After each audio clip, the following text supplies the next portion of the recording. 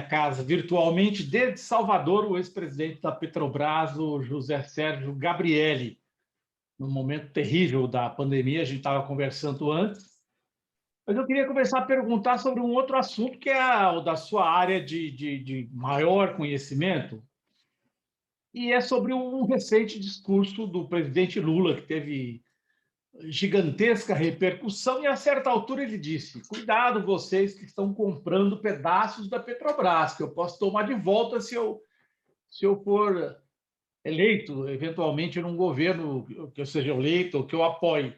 O senhor acha que isso é realista mesmo? Por exemplo, retomar a BR distribuidora é uma possibilidade? Olha, uma possibilidade sempre é, agora não é fácil. Nós fechamos, é bom lembrar que a BR Distribuidora já foi uma empresa com ações na Bolsa, e nós, quando assumimos a Petrobras, nós fechamos o capital da BR. Nós compramos as ações do setor privado e fechamos e transformamos a BR numa empresa 100% Petrobras, que agora foi vendida de volta para o mercado. E hoje a Petrobras tem uma parcela pequena do capital da BR. A BR já é uma empresa privada.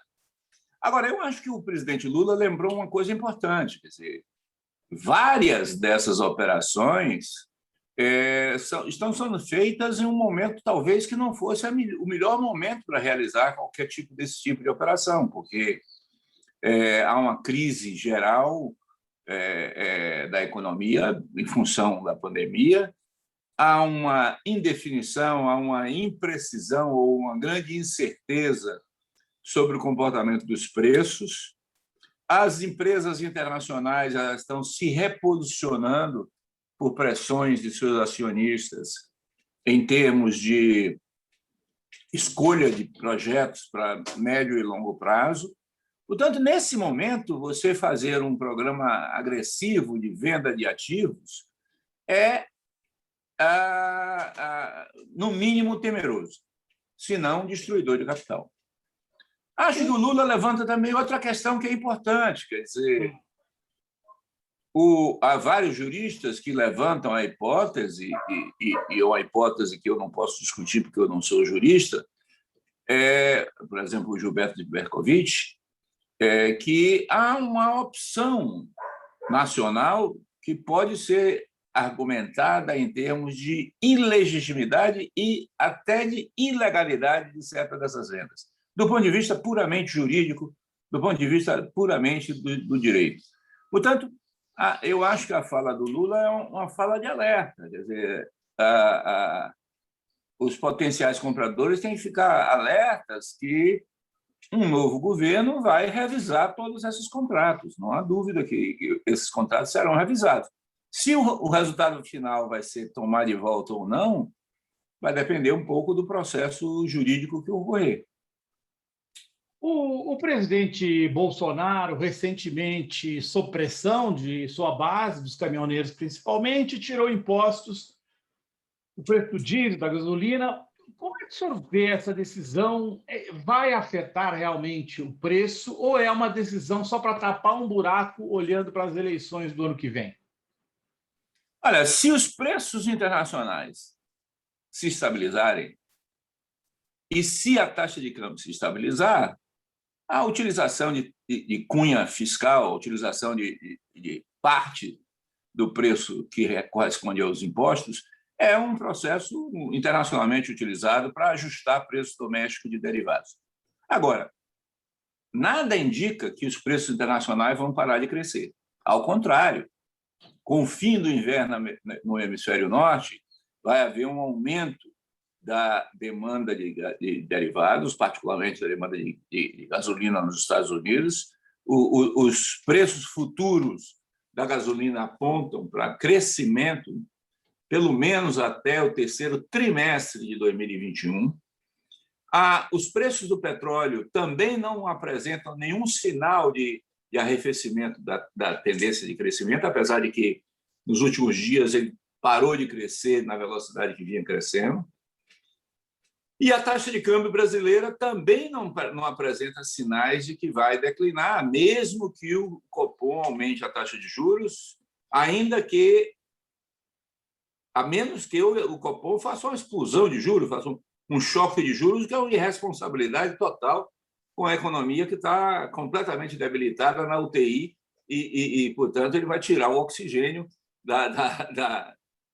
do paciente, entendeu? Então, eu acho que nada aponta para a queda da elevação dos preços, a não ser que haja uma mudança muito drástica da política da Petrobras, porque o ajuste do PIS/COFINS e até do ICMS ele tem limites, porque também os estados precisam dos recursos fiscais. Portanto, é uma intervenção de curto prazo que não resolve o problema de médio e longo prazo, que é essencialmente uma escolha de política. Nós não precisaríamos estar passando todos os dias, de forma contemporânea, todas as variações do preço internacional para o mercado brasileiro. Mas isso é uma escolha de política e o governo Bolsonaro e o governo Temer vêm, desde 2016, adotando essa política de completo alinhamento do preço doméstico ao preço internacional para viabilizar, aumentar as importações de derivados por agentes novos que foram autorizados a importar de 2016 para cá e para viabilizar a venda das refinarias, o que é outro contrassenso. Quer dizer, você tem uma empresa que tem um forte parque de refino no 7º ou 8º maior mercado de derivados do mundo e você abre mão desse mercado. Quer dizer, é um contrassenso completo, porque falta uma política de médio e longo prazo para o setor de derivados no Brasil. Agora, alguém deve estar ganhando muito dinheiro. Quem é que está ganhando dinheiro com essa política de preços da Petrobras? Bom, em primeiro lugar, evidentemente que os importadores que só se viabilizam se a Petrobras passar a cobrar os preços internacionais contemporaneamente. Então, os importadores de derivados passam a ganhar. Quem são Segundo, eles, Gabriel? Olha, tem cerca de 400 importadores no Brasil. Por exemplo, a segunda maior distribuidora no Brasil de derivados é a Raizen, que é uma associação da Shell com a Cosan. Mas você tem o Grupo Ipiranga, você tem dezenas de importadores grandes, você tem as grandes traders que estão importando, né, a Trafigura, a Glencore. E você tem, portanto, grandes players de trade, de comercialização, e tem distribuidoras que estão também importando. A sua imagem é associada a um momento de vigor da Petrobras como um orgulho do Brasil. Como é que, em tão pouco tempo, relativamente pouco tempo, a gente vê a Petrobras hoje, vê o pessoal que apoia o Bolsonaro, por exemplo, dizer não, o PT quebrou a Petrobras, com esse discurso. Como é que essa mudança se deu de forma tão brusca? O senhor acha que tem a ver com a Lava Jato? O senhor acha que tem a ver com o quê?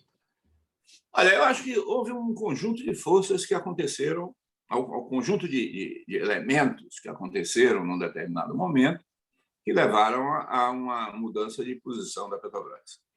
Eu diria que até 2012, 2011, 2012, a Petrobras era talvez aí uma das 10 maiores empresas do mundo.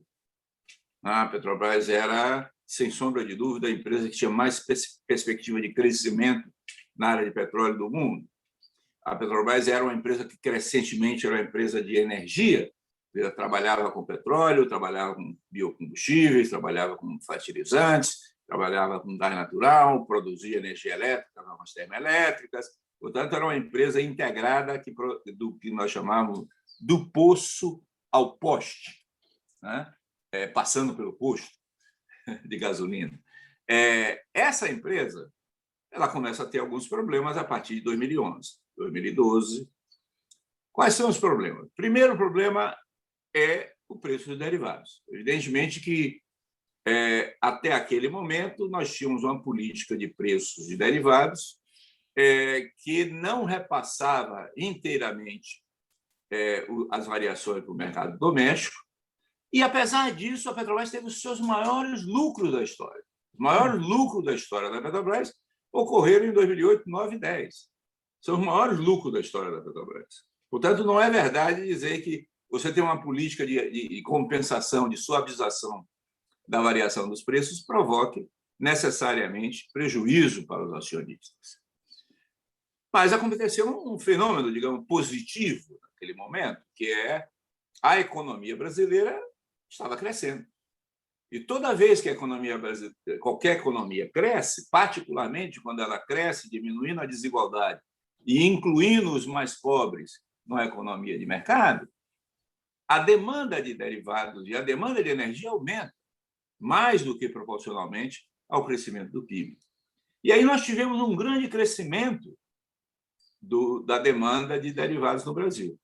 E aí nós fomos... E as refinarias da Petrobras, mesmo com grandes investimentos para melhorar a qualidade do diesel, melhorar a qualidade da gasolina, reduzindo o teor de enxofre desses produtos, e mesmo com o aumento da capacidade de destilação, que levava a um aumento da capacidade de produção de petróleo, ela não cresceu tão rápido quanto a demanda. Então, nós estivemos com as refinarias funcionando quase que a plena capacidade, 95%, 96% de utilização das refinarias. E, apesar disso, nós tivemos que importar.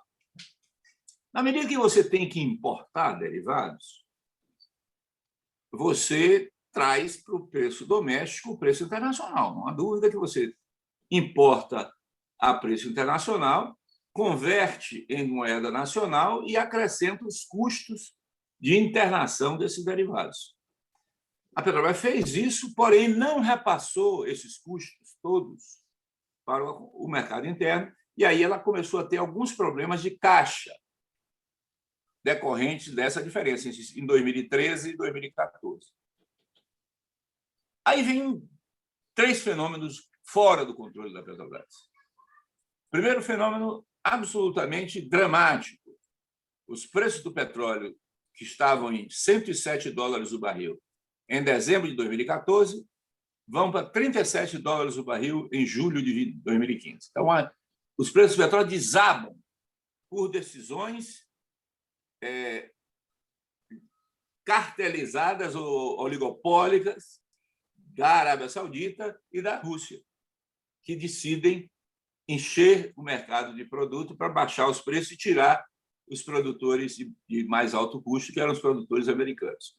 Portanto, com uma decisão de geopolítica, nós sofremos um efeito que nós não tínhamos como controlar. Os preços nossos caíram dramaticamente. Ao mesmo tempo que esse preço cai dramaticamente, nós tivemos um outro fenômeno. A taxa de câmbio no Brasil sai de 1,96 para 2,90 em 6 meses. A taxa de câmbio variar para uma empresa como a Petrobras, que tem uma dívida em dólar muito grande, faz com que a sua dívida em dólar fique muito grande. Para completar, você vem com a Lava Jato. A Lava Jato vem e faz uma ação política. Não é que não tenha havido corrupção, depois eu vou falar da corrupção, mas a superexploração do elemento corrupção criou um clima de, digamos, reputacional que dificultava muito a Petrobras voltar ao mercado financeiro e captar recursos financeiros para rolar a sua dívida. Consequentemente, a Petrobras levou o ano 2014 sem publicar o balanço, ela não conseguia sequer publicar o balanço de 2014. Então, isso fez com que o custo da dívida crescesse e a dívida, enquanto proporção do fluxo de caixa, também crescesse, criando um problema financeiro real, um problema financeiro mesmo. Mas um problema financeiro você trata no curto prazo como um problema financeiro. Aí a Petrobras fez uma opção. Essa, para mim, foi um erro estratégico da Petrobras. A Petrobras fez uma opção de acelerar a redução da sua alavancagem, ou seja, acelerar a proporção da sua dívida sobre a sua geração de caixa. E colocou uma meta altíssima de reduzir pela metade a taxa de alavancagem em 2 anos. Ao colocar essa meta como missão estratégica, ela se obriga objetivamente, porque é impossível atingir essa meta simplesmente com uma atividade operacional, ela se obriga a um enorme programa de venda de ativos. Ou seja, você vende sua roupa velha, você vende seu carro velho, você vende os seus discos velhos para você pagar sua dívida, se você quer pagar sua dívida no imediato. A Petrobras tinha condições de captar recursos no mercado? Claro que naquele momento seria mais caro. Ela tinha perdido o grau de investimento, então ela ia ter que captar com taxas de juros um pouco mais altas do que no passado. Mas ela tinha capacidade, porque no mercado existem bolsões de investidores que aplicam títulos tipo esse, ou seja, empresas que estão com dificuldades, que estão dispostas a pagar mais e dão, portanto, uma rentabilidade maior para os investidores financeiros. A Petrobras não usou essa pressão e fez uma transformação completa na estratégia da empresa. A empresa deixou de ser uma empresa que seria uma grande empresa de energia, centro de um desenvolvimento nacional, com a expansão de um conteúdo, de uma indústria de fornecimento dentro do Brasil, de acordo com a escala que o pré-sal permitia ser, para ser uma empresa geradora de caixa, pagadora de dividendos e pagadora da dívida o mais rápido possível. Portanto, virou uma empresa financeira. E, ao fazer isso, evidentemente que a empresa encolhe, deixa de ter qualquer papel estratégico e vira uma empresa pequena dentro do quadro geopolítico, como se o petróleo fosse algo igual a, talvez, banana, talvez amendoim, talvez produtos comuns que se encontram na prateleira. Não é assim com o petróleo. O petróleo é um elemento chave do desenvolvimento e, portanto, eu acho que esses são os 3 elementos principais que levaram à crise da Petrobras. Corrupção. Vamos falar um pouco da corrupção, né? Porque teve corrupção na Petrobras? Claro que teve. Aparentemente, você tem hoje várias confissões de corruptos que ocupavam alguns cargos importantes da empresa. Mas qual é o tamanho dessa corrupção? Esse é um dado importante, porque é claro que, quando você vê os números absolutos, e a Petrobras reconhece no seu balanço de 2014 que, aplicando uma taxa de 3% sobre todos os contratos assinados pelos diretores corruptos da Petrobras, isso vai dar, de 2004 a 2014, vai dar um custo para a Petrobras de 6 bilhões de reais. 6 bilhões de reais é dinheiro como o diabo, não tem dúvida que é muito dinheiro. Qualquer pessoa, qualquer cidadão fica assustado quando ouve esse número, porque são 6 com 9 zeros. Tá certo? É muita coisa, tá certo? É muito dinheiro. Agora, quando nós olhamos isso em relação ao tamanho do faturamento da Petrobras, nesse período, a Petrobras faturou 2,6 trilhões de reais. 2,6 trilhões de reais tem 12 zeros. Portanto, a corrupção da Petrobras correspondeu a menos de 0,5% do faturamento da Petrobras. Portanto, não há ninguém que tenha o mínimo de conhecimento que possa atribuir à corrupção da Petrobras qualquer crise financeira da Petrobras, porque como dizem os contabilistas, como dizem os analistas financeiros, um fenômeno não material, sem efeito material, não material, sem significado material. O pessoal da Lava Jato, Deltan Dallagnol, que é o ex-procurador-chefe de Curitiba, sempre se refere ao fato de que recuperou não sei quanto, depois recuperou não sei quanto, devolvia a Petrobras não sei quanto. Mas eu lhe pergunto, o senhor, como o mais longevo dos presidentes da Petrobras, 7 anos, né? O senhor ficou no... Exatamente. Quase 7, 6 anos, 6 meses. 6 anos, 6 meses. 6 meses. Todos os dias no Jornal Nacional, quando aparecia aquela tubulação de dinheiro, eles deixavam o logo da Petrobras lá. E a Petrobras era vítima em termos da corrupção.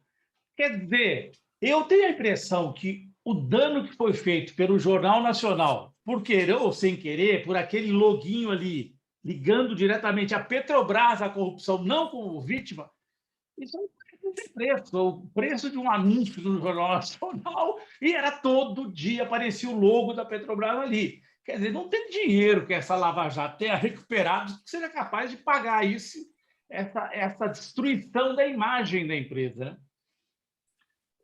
Zé, na verdade, é mais do que isso, porque hoje, a CUT, literalmente hoje, a CUT está lançando um estudo que a CUT encomendou ao DIEESE, e nesse estudo, os técnicos do DIEESE, que são técnicos de reconhecida competência, eles utilizaram a matriz de insumo-produto, que é uma matriz que estabelece relações econômicas entre vários setores da economia, para estimar o efeito da Lava Jato sobre a economia brasileira.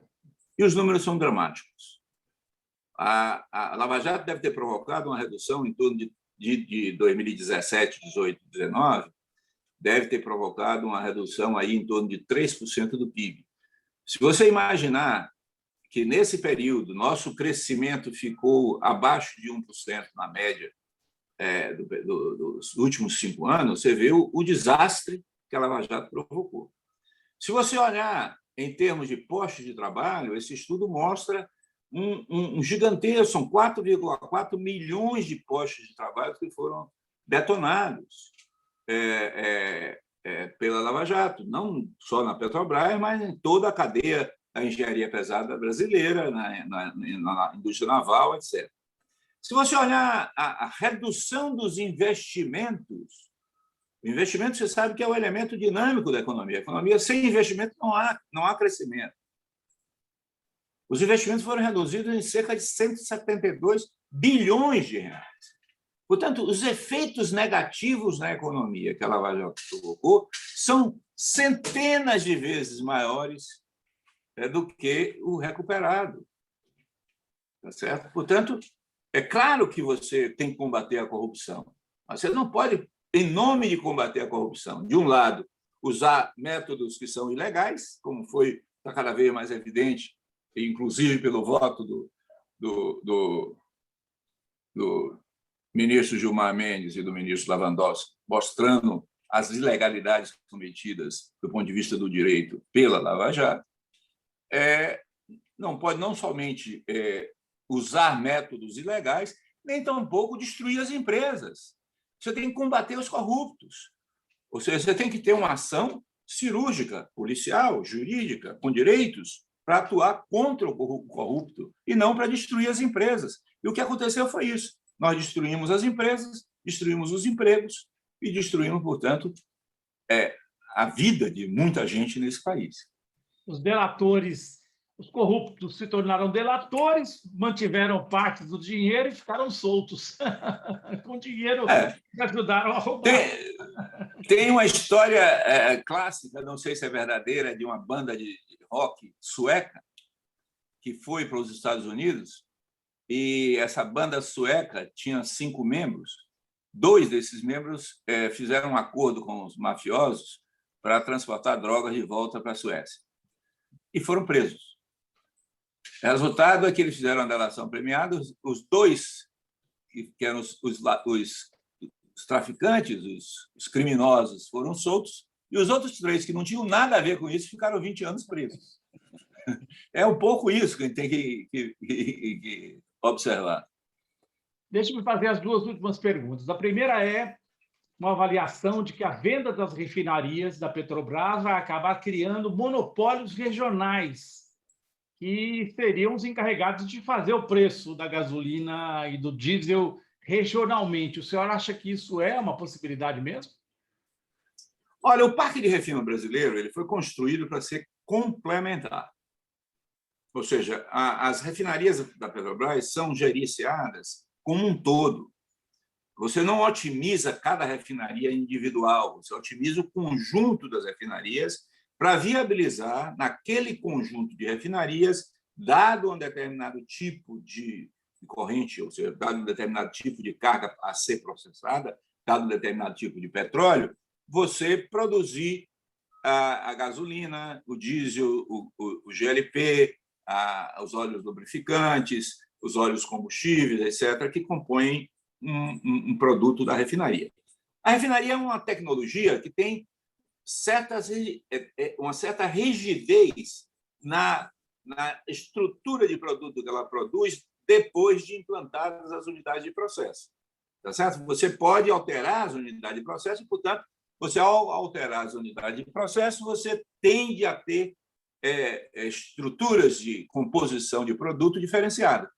Uma vez instalada a refinaria, o grau de ajuste que ela faz é relativamente pequeno. É possível aumentar a produção de diesel, diminuir a produção de gasolina, aumentar a produção de GLP? Mas tem limites para isso. Quando você tem um conjunto de 14 refinarias operadas complementarmente, você segmentar e particionar 8 dessas refinarias em mercados que são isolados, você vai fazer com que estas refinarias, em cada mercado isolado, seja na Bahia, seja em Minas Gerais, seja no Paraná, seja no Rio Grande do Sul, seja em Pernambuco, seja no Ceará, seja no Amazonas, esses mercados regionais vão ser atendidos por uma refinaria que tenderá a ser otimizada, dada a sua especificidade, que não necessariamente é daquela região. Portanto, em tese, os custos vão aumentar, primeiro. Segundo, que ao assumir um setor privado esses mercados, não há como você ter uma competição entre os mercados, porque a logística foi feita para ser uma logística nacional. Quando você rompe isso, ela vira uma logística local. Mesmo que estão vendendo as refinarias, para a refinaria aqui da Bahia, está sendo vendida junto com o terminal de Madre Deus, está sendo vendida junto com os dutos que ligam a refinaria com o resto do país. Agora, a probabilidade maior é que nós tenhamos monopólios regionais dessas refinarias. Não há, é um mito, é uma ilusão, é um conto da carochinha imaginar que o refino brasileiro vai ter pequenas refinarias que vão produzir pequenas coisas como boutiques e como pequenos produtores que vão disputar como se estivesse numa feira livre na xepa do fim do dia. Não existe isso no mercado de derivados. São grandes empresas, são grandes atores. E o que provavelmente vai acontecer é monopólio local com custo sistêmico maior, portanto, com prejuízo do consumidor brasileiro. Pergunta final. O senhor considera a possibilidade de ser candidato a governador da Bahia? O senhor tem interesse em entrar na política eleitoral? Ou isso é só esses fofoqueiros, meus amigos de Salvador, que falam? Ô, Zé, eu tenho 71 anos, tá certo? Eu quero viver minha aposentadoria numa boa, eu sou professor aposentado. Estou brigando, aliás, o governo quer caçar minha aposentadoria, mas eu estou brigando para mantê-la. Mas eu não pretendo nenhum cargo eletivo, não sou candidato nem a síndico do meu prédio.